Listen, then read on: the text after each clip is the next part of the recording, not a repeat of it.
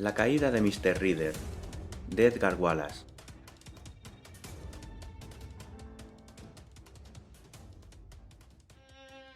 El orador era un hombre de gustos sencillos y poco aficionado a las novelas.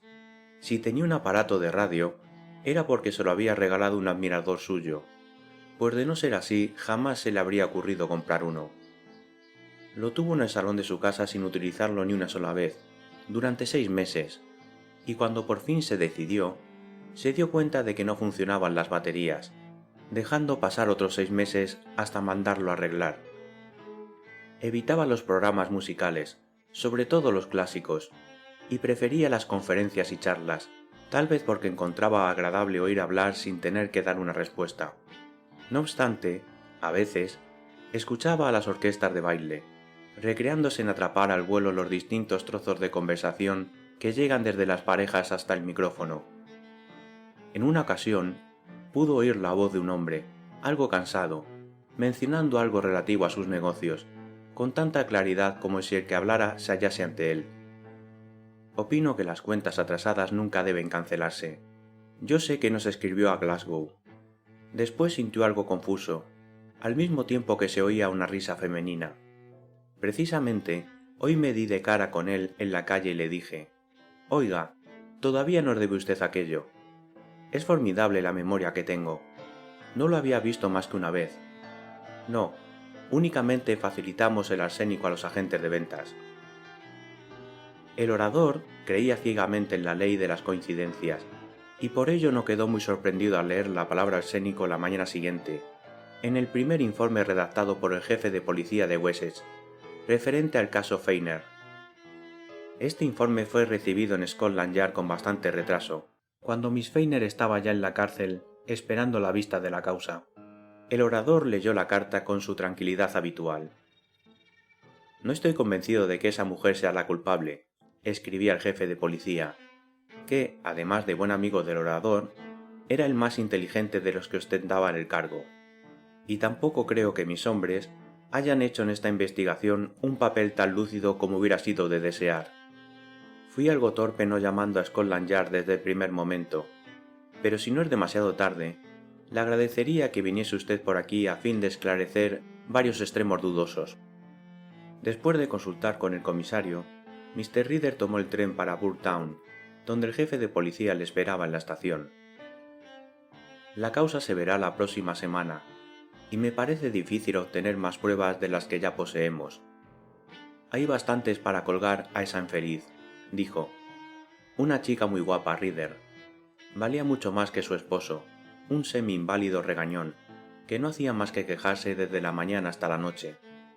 Le aseguro que, a veces, le doy la razón a ella por haberse desembarazado de ese hombre». Feiner, el muerto, había sido un comerciante que se retiró de los negocios poco después de cumplir los 30 años, cuando había ya redondeado una fortuna regular, y 10 años más tarde, contrajo matrimonio con la joven que ahora se hallaba en la cárcel. Para ella, la vida matrimonial no había resultado precisamente agradable. Sin embargo, la soportó con resignación. Tenía 1 o 2 amigos, el principal de los cuales era un tal Mr. Alejandro Braid, representante de varios fabricantes de loza y quincalla en la región, al mismo tiempo que agente de negocios. Mr. Braid era muy respetado en Bartown. Figuraba como uno de los iniciadores de la Junta Local para la Reforma de Menores. Había pronunciado varias conferencias, cantaba en el coro de la iglesia, y en general se le tenía por una de las personas más formales y bondadosas de la localidad. «No cabe duda», decía el jefe, «que Feiner confiaba en Braid más que en cualquier otro. No tiene nada de extraño, porque Braid es campechano y optimista, y con su charla le hacía olvidar sus padecimientos, contribuyendo de paso a hacer la vida más soportable a Miss Feiner. Lo trágico es que va a figurar como testigo principal de la acusación». «¿Por qué precisamente como testigo principal? ¿Vio a la culpable envenenar a su víctima?», inquirió el orador.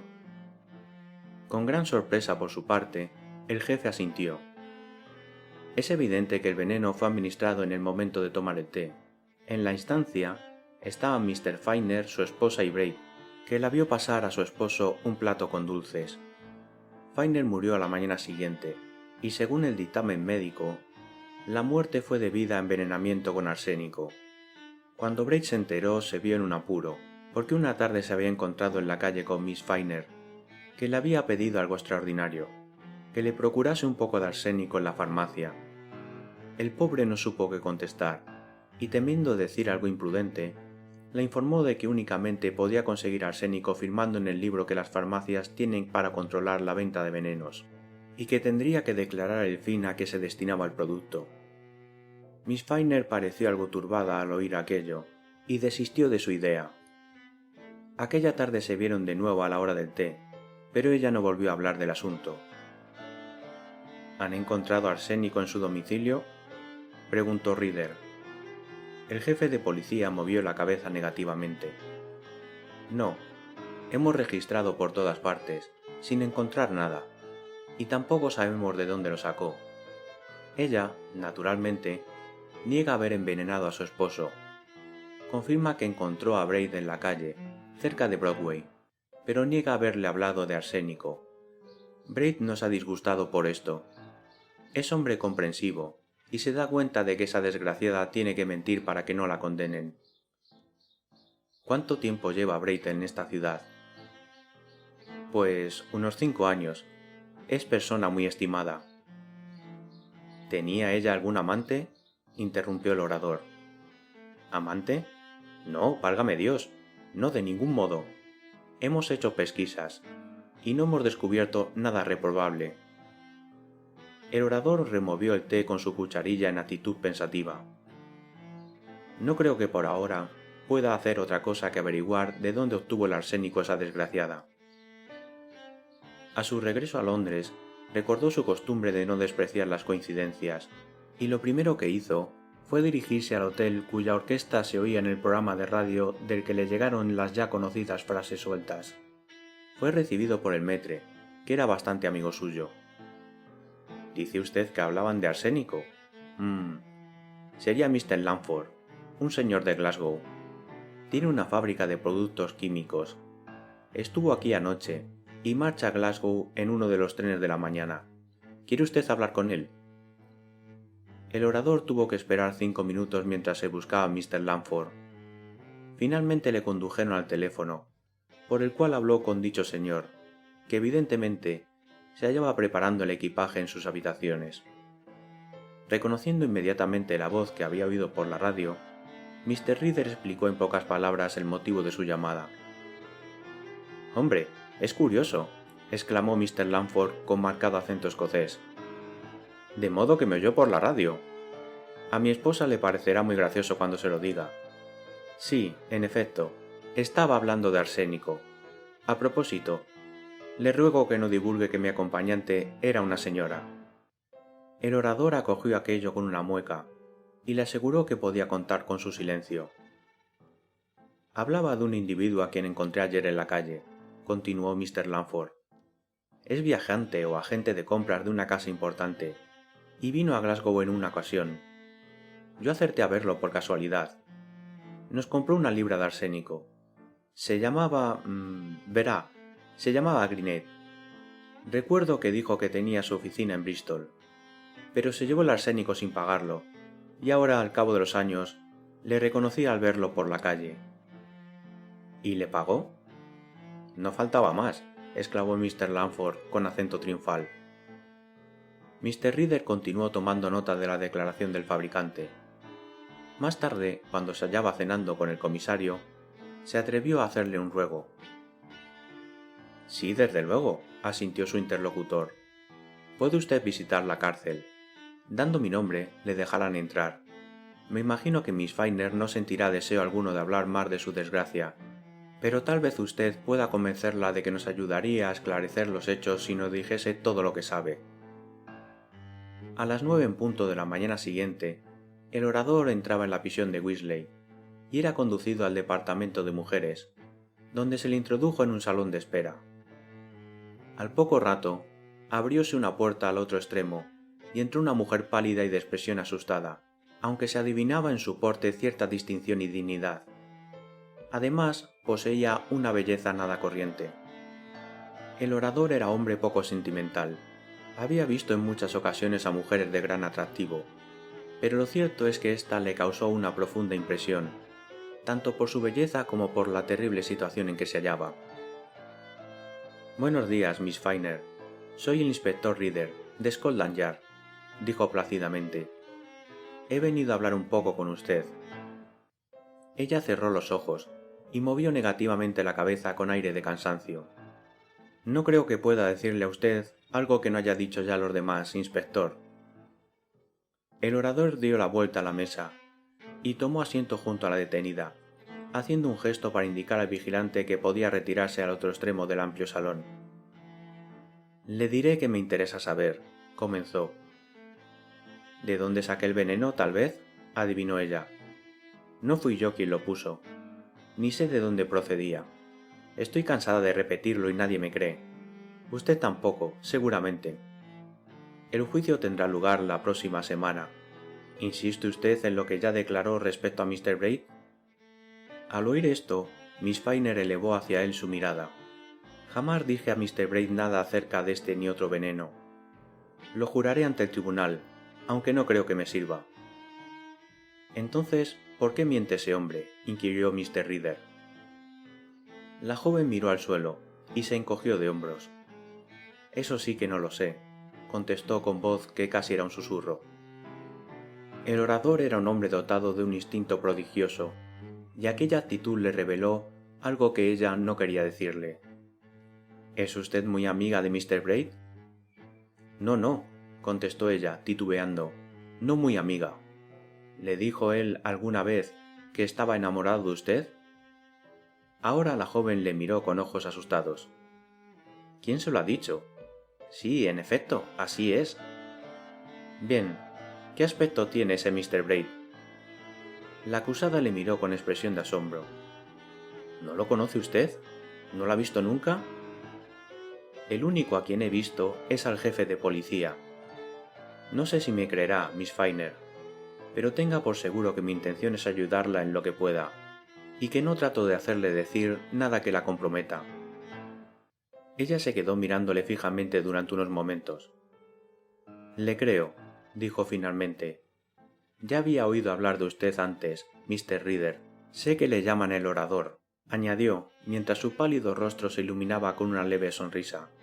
«Aunque ahora está usted hablando más de lo que dice la gente».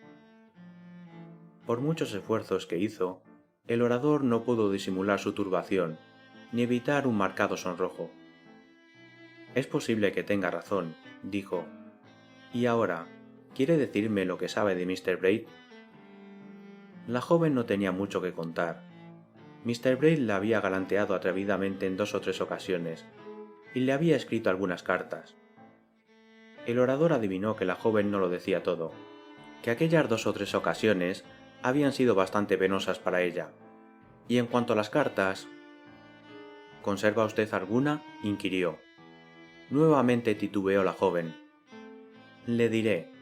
Las guardé, porque aunque representaban un motivo de preocupación, tenía interés en conservarlas, por si acaso.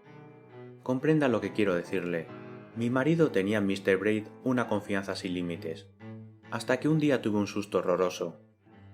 Las había guardado en un cofrecito que cerré con llave, y seguramente, un día que salí de casa, mi marido debió de abrirlo y apoderarse de las cartas. Lo cierto es que desaparecieron de allí. No comprendo por qué se le ocurrió abrir el cofre. No había guardado nunca en él más que papel de cartas y sobres». «¿No le habló nunca de esas cartas a su marido?» Miss Finer negó con la cabeza. «Tal vez fuera alguna de las criadas», rumió el detective. «¿Está usted segura de que se las robaron? ¿De que no las tiene en el cofre?» «Completamente. Creo que el cofre está ahora en poder de la policía». «¿Qué aspecto tiene ese Braid?», inquirió el orador. «Como amigo es bastante simpático, aparte, naturalmente, de sus atrevimientos conmigo. Y, después de todo, tampoco se le puede reprochar a un hombre que se enamore de una mujer, si verdaderamente era amor lo que sentía por mí. No es mal parecido, rubio, con ojos azules. Ya le verá usted por ahí». «Me propongo verle esta noche», anunció Reader, levantándose de su asiento. Creo que ya no tengo más que preguntarle. Únicamente algo acerca de ese cofre. ¿Tenía una cerradura corriente? Su interlocutora sacudió la cabeza en señal negativa. No, eso es lo más curioso. Tenía una cerradura Yale, muy difícil de abrir. Fue uno de mis regalos de boda, y yo tenía la única llave. Guardaba allí varias cosas además de las cartas, y sin embargo, éstas habían desaparecido. ¿Por qué guardaba usted en él los papeles de cartas y los sobres?, preguntó el orador. La presunta envenenadora se puso roja como una amapola. A mi esposo le desagradaba verme escribir cartas, confesó, y decía que era un gasto inútil. Tenía costumbre de contar las hojas de papel y los sobres en su escritorio, y si veía que faltaba alguna pedía explicaciones. Parece ridículo, ¿verdad? A causa de esa rareza suya, me veía obligado a comprar papel y sobres sin que lo supiese. Mi esposo también se sentía celoso de todo lo que recordase mis antiguas amistades, y yo insistía en seguir escribiendo a las amigas con quienes estuve en el colegio. Usted mismo podrá comprobar la verdad de lo que digo. ¿Por qué no informó a la policía respecto a las insinuaciones amorosas de Mr. Braid tan pronto como la detuvieron? La joven viuda se estremeció visiblemente. ¿De qué me habría servido?, dijo. Cuando salió de la prisión, el orador era otro hombre. No era la primera vez que defendía a un acusado, pero jamás se había sentido tan convencido de la inocencia de una persona a quien todos creían culpable. Aquella noche se vio con Mr. Braid y le contó parte de lo que había hablado con Miss Finer. Su interlocutor le escuchó atentamente, con expresión de indefinible tristeza. Ojalá no lo hubiera encontrado aquel día, dijo. Fue la maldita casualidad la que me hizo pasar por las calles del centro y ver a esa infeliz cerca de la farmacia. Aprecio mucho a esa pobre señora. ¿Qué quiere usted decir con eso de aprecio? ¿Que está enamorado de ella?, preguntó Reader sin andarse por las ramas. Mr. Braid se sonrojó como una colegiala. No sé por qué me pregunta eso, dijo con acento altivo. La aprecio, simplemente. Es simpática. Apreciaba más aún a su marido. Eso es todo. ¿Le ha escrito usted alguna vez? ¿Se lo ha dicho ella?, preguntó sonriendo. Sí, es así. No serviría de nada que yo lo negase. Le he escrito esquelitas alguna que otra ocasión, para avisarle que iría a pasar la tarde jugando a las cartas con su esposo, pero nada más. ¿Va usted a insinuar que escribí otra clase de cartas? No insinuó nada. Estoy interrogándole, dijo el orador con el tono más brusco que era capaz de emplear. La entrevista tenía lugar en la oficina del jefe de policía a altas horas de la noche, y cuando Braid se hubo marchado, el jefe se dirigió a Reader con aire de reproche. No debe usted tratar así a Braid. Es una bellísima persona, incapaz de hacerle daño a nadie. ¿Qué opina usted de ella? De Miss Finer, que es una mujer admirable. El jefe pensó que un hombre que ya había cumplido los 50 años y que aún estaba soltero, no debía considerar a una persona acusada de asesinato como orador consideraba a aquella mujer. A la mañana siguiente, el detective seguía atareado con sus investigaciones. Pronto surgieron los resultados. El joven que le servía de ayudante llegó con algunas noticias de interés. El muchacho que trabajaba como ordenanza en la oficina de Braid ha sido despedido. He estado hablando con él, y parece un chico inteligente. Odio a los chicos inteligentes. Prefiero a los que no sobresalen en nada, gruñó el orador. No obstante, la inteligencia de aquel chico quedó demostrada sin lugar a dudas, cuando a las 10 de la noche fue al domicilio del ayudante de Mr. Reader con un libro de apuntes bajo el brazo. Al día siguiente, el orador hizo 3 visitas al pueblo vecino, desde donde podía telefonear sin despertar la curiosidad de las telefonistas. Celebró varias conferencias con la localidad de St. Helens, en Lancashire. Habló también con el cura de un pueblo de Somerset, y cuando llegó la noche, solo quedaba por descifrar el problema del cofre. Carece de interés, dijo el jefe de policía, que lo tenía en su poder. Su dueña nos dio la llave. Dentro no hay nada que valga la pena. ¿Contiene todavía el papel de cartas? Supongo que sí, contestó el jefe algo sorprendido. 2 minutos más tarde, El orador tenía ante él, sobre la mesa, el cofre de referencia, que abrió acto seguido. En el fondo se veían hojas de papel de cartas de diferentes colores y tamaños, con media docena de sobres. «¿Por qué compraría tantas clases diferentes de papel?», murmuró el orador. Sacó las hojas y las distribuyó sobre la mesa, clasificándolas según el tamaño. «¿Y por qué guardaba un papel tan descolorido?», preguntóse otra vez. «Mire, jefe, si no le importa, me llevaré todo esto a Londres mañana. Pienso regresar el domingo. Y ahora, antes de irme, quisiera ver otra vez a la detenida». Su entrevista con ella fue algo curiosa. Cuando la viuda entró en la estancia, lo hizo con paso firme y mirada brillante. Notábase en su porte cierto aire decidido, del que había carecido en la anterior ocasión. No obstante, el motivo estaba lejos de ser lo que Reader imaginaba. «Me he resignado», dijo la joven, «y estoy preparada para morir si es que me condenan». «¿Por qué dice esas tonterías?», gruñó el orador, con acento malhumorado. «Mire, Mr. Reader, figúrese que, por un milagro, el jurado me absolviese. No lo creo posible, pero supongamos que se dejan convencer por mi abogado. Yo no tengo medios para vivir. Desde ahora me señalaría a todo el mundo con el dedo, y me vería obligada a irme lejos de aquí. Mi esposo me dejó sin un céntimo. Como en sus últimos momentos creyó que era yo quien la había envenenado, se apresuró a hacer un nuevo testamento en el que no me dejaba nada.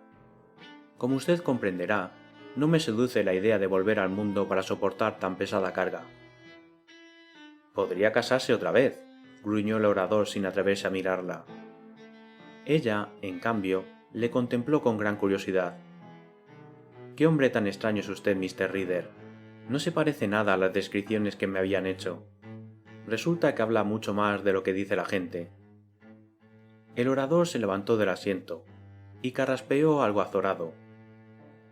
«Le diré algo en confianza, Miss Finer», dijo. «Tiene usted que prepararse para hacer frente a la vida». La viuda escrutó ansiosamente el rostro del detective. «¿Quiere decir que me absolverán?». «Pues, naturalmente», afirmó Mr. Reader con acento firme. «Estoy seguro de ello.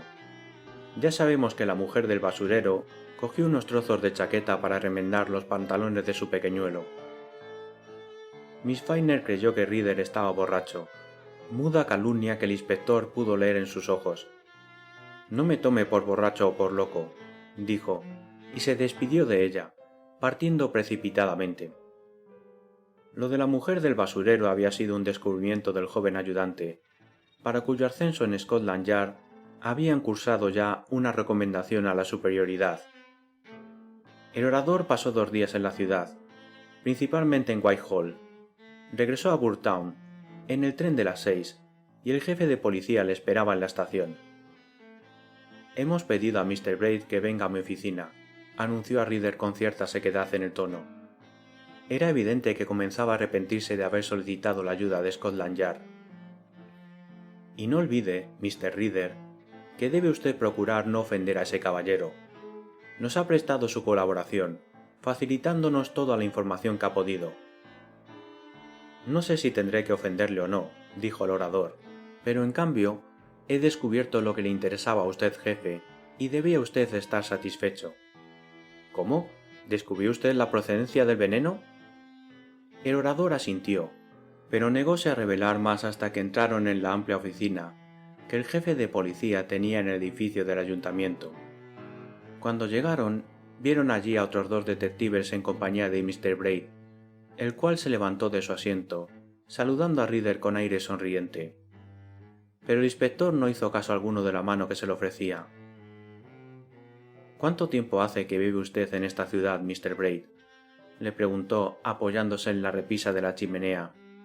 «5 años», contestó el interpelado, un poco sorprendido. «¿Dónde había vivido usted antes?».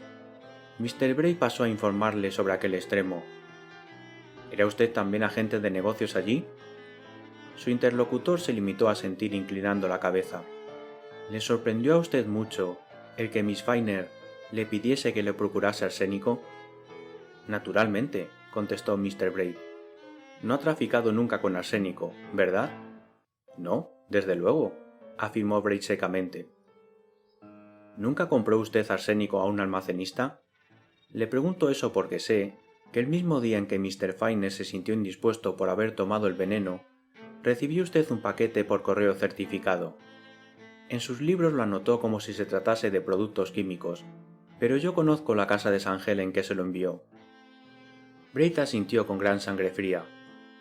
Sí, ahora recuerdo. Compré 1 libra, o media libra, no estoy seguro, y lo remití el mismo día a un cliente de Shanghái. ¿Recuerda usted el nombre de ese cliente? No, ahora mismo no me acuerdo. ¿Conserva el recibo del envío certificado a Shanghái? Advirtióse en Mr. Braid una breve vacilación. No lo envié por correo certificado, dijo. ¿Y por qué no? Saltó el orador vivamente. Usted pidió que se lo enviasen certificado desde St. Helens, que no está lejos. ¿Cómo es que luego lo remitió sin certificar nada menos que a la China? A esto no hubo respuesta alguna del interrogado. ¿A qué hora lo depositó en correos? Alrededor de la 1, fue la incauta respuesta, que casi hizo al orador abalanzarse impacientemente hacia Braid. 10 minutos antes de separarse de Miss Finer en la calle. ¿Lo llevaba usted entonces en el bolsillo? Braid pasó de rojo escarlata a una palidez cadavérica. Le advierto que no tengo por qué contestar a esas preguntas. Contestará usted a todas las que yo quiera hacerle, le cortó el orador. No fue usted a correos inmediatamente, ¿verdad? No, lo deposité aquella noche, dijo Braid agriamente.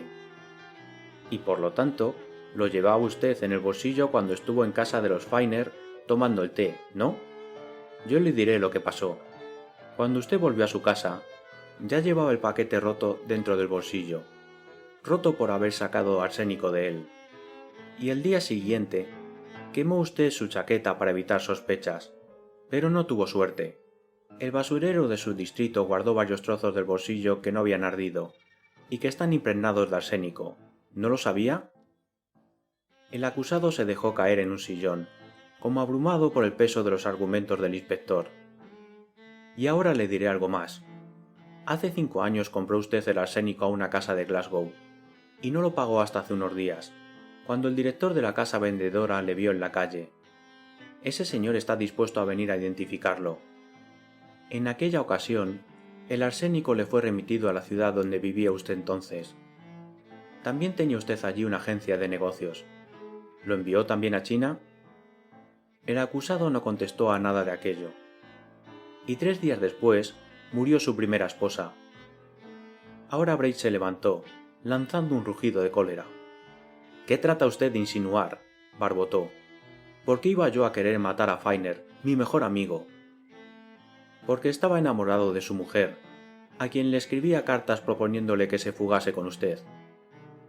Tendrá que probarlo enseñándonos esas cartas. Naturalmente, las enseñaré, no se apure. Miss Finer guardaba 3 en un cofrecito, y creyó que habían desaparecido, cuando en realidad lo que había ocurrido era que la tinta se había descolorido. El hombre que escribe cartas de amor con tinta invisible merece todavía más la horca que le espera a usted. No le dejen escapar. El jefe de policía se precipitó hacia la puerta, a fin de interceptar el paso al fugitivo. Por un momento, Braid se quedó en actitud indecisa, y luego, antes de que el orador pudiese evitarlo, metió una mano en el bolsillo. Brilló un fogonazo, y retumbó un disparo, y el criminal cayó inerte al suelo. La vista de la causa de Miss Finer por la muerte de su esposo tuvo muy poca duración. Una vez terminada, el orador condujo a la viuda a Londres en su automóvil de 2 plazas, y en todo el trayecto no habló más que una sola vez.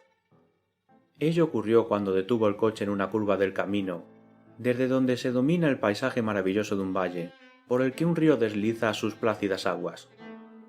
En aquel lugar fue donde el inspector, contra su costumbre, habló por los codos.